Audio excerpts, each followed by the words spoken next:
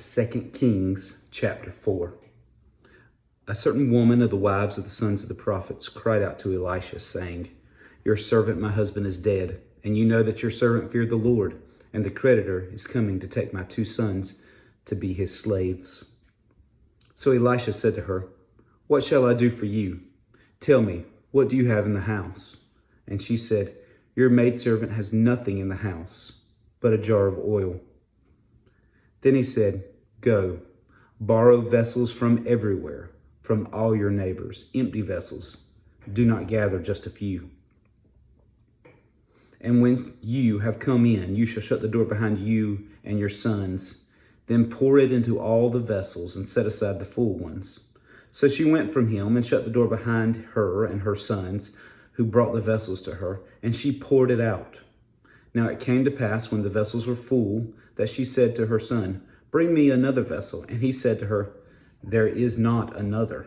So the oil ceased. Then she came and told the man of God, and he said, "Go, sell the oil and pay your debt, and you and your sons live on the rest." Now it happened one day that Elisha went to Shunem, where there was a noble woman, and she persuaded him to eat some food. So it was, as often as he passed by, he would turn in there to eat some food. And she said to her husband, "Look now, I know that this is a holy man of God who passes by us regularly. Please, let us make a small upper room on the wall, and let us put a bed in there for him, and a table, a chair, and a lampstand. So it will be, whenever he comes to us, he can turn in there." And it happened one day that he came there, and he turned into the upper room, and he lay down there. Then he said to Gehazi, his servant, "Call this Shunammite woman." When he had called her, she stood before him.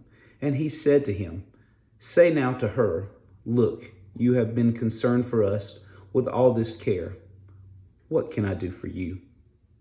Do you want me to speak on your behalf to the king or to the commander of the army?" And she answered, "I dwell among my own people." So he said, "What then is to be done for her?" And Gehazi answered, "Actually, she has no son, and her husband is old." So he said, "Call her." When he had called her, she stood in the doorway.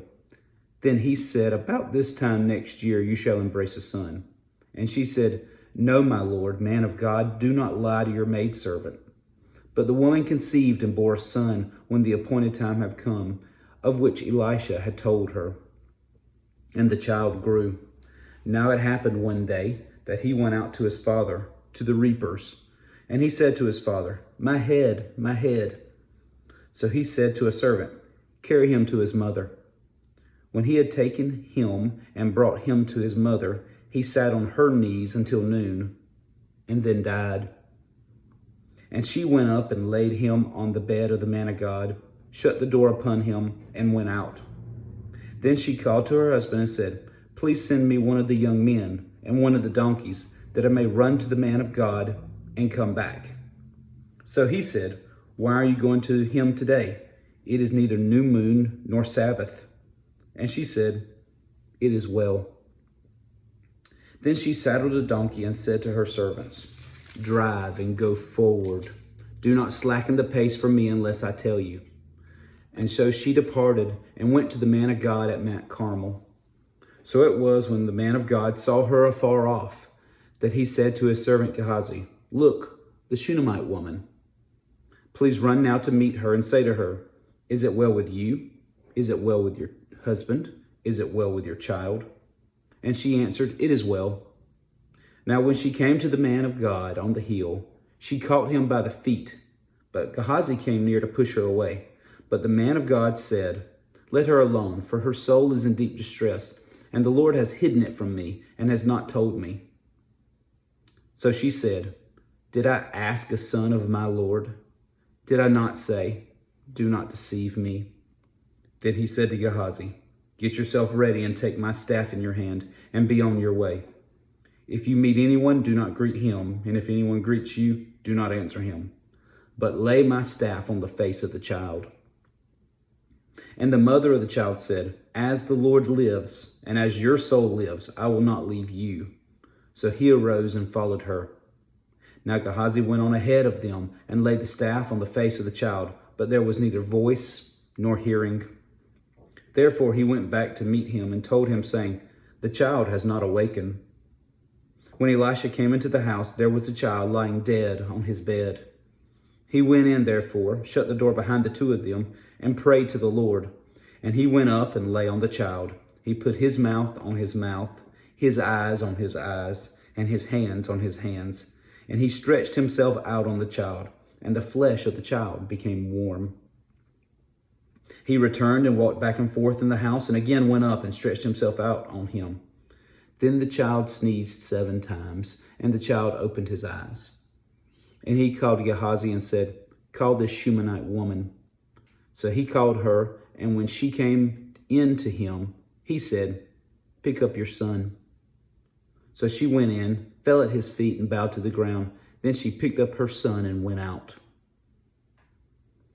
And Elisha returned to Gilgal, and there was a famine in the land. Now the sons of the prophets were sitting before him, and he said to his servant, "Put on the large pot, and boil stew for the sons of the prophets."